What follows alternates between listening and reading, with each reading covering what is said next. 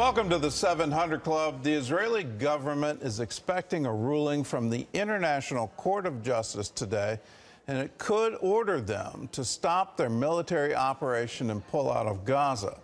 Israel remains determined that nothing will interfere with their plans to eliminate Hamas. Meanwhile, more tragic news on the hostages. The IDF has discovered 3 more bodies. Chris Mitchell brings us the story from Jerusalem. Before the court issues its ruling, Israeli Defense Minister Yoav Gallant declared the Rafah operation will intensify. We are strengthening our effort in Rafah. This operation will increase. Since Israel is no signatory of the court, it has no jurisdiction over the Jewish state. But the ruling may increase international pressure on its military operations against Hamas. The petition by South Africa alleges Israel is committing genocide in Gaza. While the Israeli Defense Forces are still pushing ahead in Rafah, other European nations, including Belgium, are considering following the lead of Norway, Spain, and Ireland and recognizing a Palestinian state. Israeli government spokesman Avi Hyman asked why such a state should be recognized now, after October 7th. They continue with their policy of pay for slay. They continue to educate their children to hate. They still haven't held an election in 19 years. But it's worse than that. Fatah terrorists proudly participated in the October 7th massacre. Today, the IDF announced they've recovered 3 more bodies of hostages. The military says they were murdered by Hamas on October 7th and taken into Gaza. And more evidence of Hamas atrocities are coming to light. After a report by the London Daily Mail, the IDF released the interrogation of a father and son who participated in the October 7th massacre. The son described a family orgy of rape and murder on a woman about 30 years old.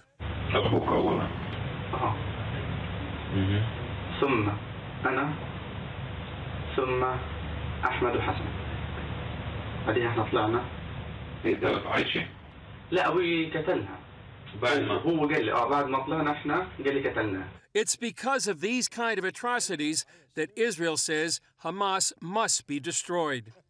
But Hamas is not the only enemy Israel is facing. Prime Minister Benjamin Netanyahu toured northern Israel, an area under nearly daily attack from Hezbollah since day 1 after October 7th. Nearly 100,000 Israelis remain away from their homes because of the fighting.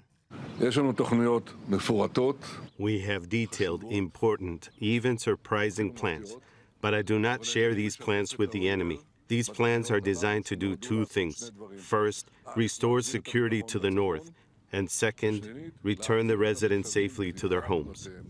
At the Israeli embassy in Washington Thursday night, House Speaker Mike Johnson addressed the 76th anniversary of the founding of the State of Israel. He announced Netanyahu will soon address a joint session of Congress. At the event, the embassy set aside chairs for each of the hostages kidnapped on October 7th.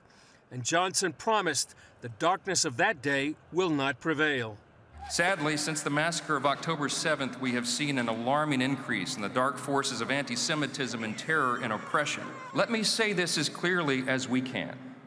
We will not and we cannot allow the darkness to prevail. We will not do it. Chris Mitchell, CBN News, Jerusalem.